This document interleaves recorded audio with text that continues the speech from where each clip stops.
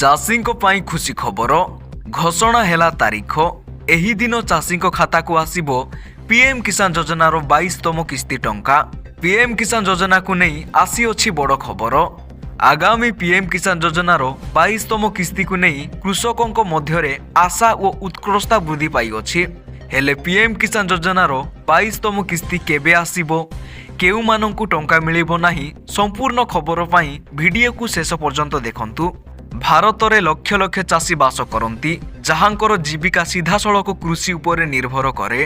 ଏହି ଚାଷୀମାନଙ୍କୁ ଆର୍ଥିକ ସହାୟତା ପ୍ରଦାନ କରିବା ପାଇଁ କେନ୍ଦ୍ର ସରକାର ପିଏମ୍ କିଷାନ ଯୋଜନା ଆରମ୍ଭ କରିଛନ୍ତି। ପ୍ରଧାନମନ୍ତ୍ରୀ କିଷାନ ସମ୍ମାନ ନିଧି ଯୋଜନା ବା ପିଏମ୍ କିଷାନ ଯୋଜନା, ଯାହା କ୍ଷୁଦ୍ର ଏବଂ ଆର୍ଥିକ ଭାବରେ ପଛୁଆ ଚାଷୀମାନଙ୍କୁ ସିଧାସଳଖ ଆର୍ଥିକ ସହାୟତା ପ୍ରଦାନ କରେ। ଏହି ଯୋଜନା ଅଧୀନରେ ପ୍ରତିବର୍ଷ 3ଟି କିସ୍ତିରେ ଚାଷୀଙ୍କ ଆକାଉଣ୍ଟକୁ 2000 ଟଙ୍କା ପଠାଯାଏ। ଏପର୍ଯ୍ୟନ୍ତ ଏହି ଯୋଜନାର 21ଟି କିସ୍ତି ଚାଷୀଙ୍କ ଆକାଉଣ୍ଟକୁ ପଠାଯାଇଅଛି ଏବଂ ଲକ୍ଷ ଲକ୍ଷ ଚାଷୀ ଏଥିରୁ ଉପକୃତ ହୋଇଛନ୍ତି। ଚାଷୀମାନେ ଏବେ 22ତମ କିସ୍ତି ପାଇଁ ଉତ୍ସାହର ସହିତ ଅପେକ୍ଷା କରିଛନ୍ତି। ସେମାନଙ୍କ ମନରେ ପ୍ରଶ୍ନ ହେଉଛି 22ତମ କିସ୍ତି କେବେ ଜାରି ହେବ। ତେବେ ଆସନ୍ତୁ ନୂଆ ଅପଡେଟ୍ ସେୟାର କରିବା ଏବଂ ଚାଷୀମାନଙ୍କୁ କ'ଣ କ'ଣ କରିବାକୁ ପଡ଼ିବ ତାହା ଜାଣିବା। ପିଏମ୍ କିଷାନ ଯୋଜନାର 22ତମ କିସ୍ତି କେବେ ଆସିବ?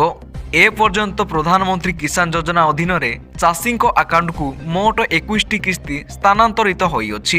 ହେଲେ ଗଣମାଧ୍ୟମ ରିପୋର୍ଟ ଅନୁଯାୟୀ ଫେବୃଆରୀରେ 22ତମ କିସ୍ତି ପ୍ରକାଶିତ ହେବ।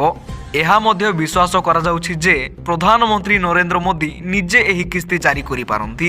ସରକାର ଫେବୃଆରୀରେ ମଧ୍ୟ ବଜେଟ୍ ଉପସ୍ଥାପନ କରିବେ, ତେଣୁ ଏହା ବିଶ୍ୱାସ କରାଯାଉଛି ଯେ ବଜେଟ୍ ପୂର୍ବରୁ କିସ୍ତି ଜାରି ହୋଇପାରେ।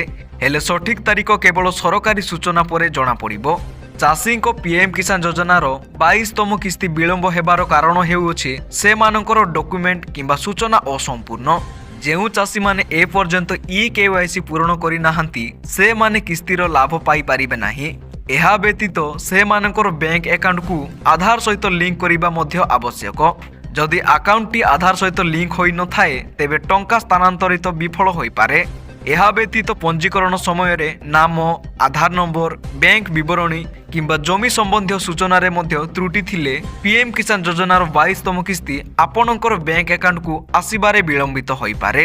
ତେଣୁ କୃଷକମାନଙ୍କୁ ସୂଚନା ଦିଆଯାଉଛି ଯେ ଏହି କିଛି ସମୟ ମଧ୍ୟରେ ପ୍ରଧାନମନ୍ତ୍ରୀ କିଷାନ ପୋର୍ଟାଲରେ ସେମାନଙ୍କର ପ୍ରୋଫାଇଲ ଯାଞ୍ଚ କରିବା ସହିତ ସମସ୍ତ ସୂଚନା ଗୁଡ଼ିକ ସଠିକ୍ ଅଛି କି ନାହିଁ ତାହା ଯାଞ୍ଚ କରନ୍ତୁ।